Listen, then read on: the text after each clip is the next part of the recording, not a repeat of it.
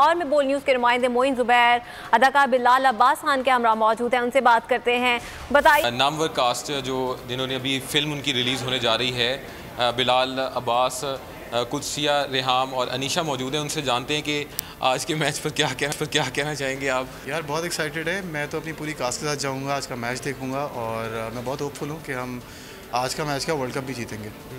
अच्छा, ये बताएं आप किस टीम से, वैसे तो पाकिस्तान से ही आपको उम्मीदें वाबस्ता हैं, किस खिलाड़ी से ज़्यादा उम्मीदें वाबस्ता हैं आपको? मैं बहुत इन्जॉय करती हूँ मैचेस का। मुझे इतना प्लेयर्स का नाम नहीं पता, लेकिन मैं हर मैच देखने जाती हूँ पाकिस्तान का।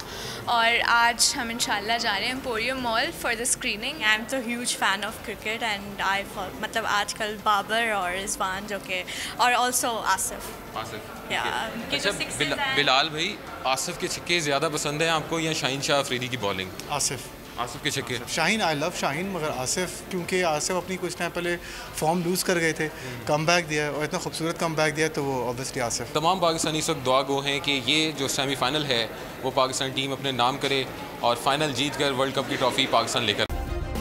सब्सक्राइब करें और बेल दबाएं ताकि कोई खबर रह न जाए।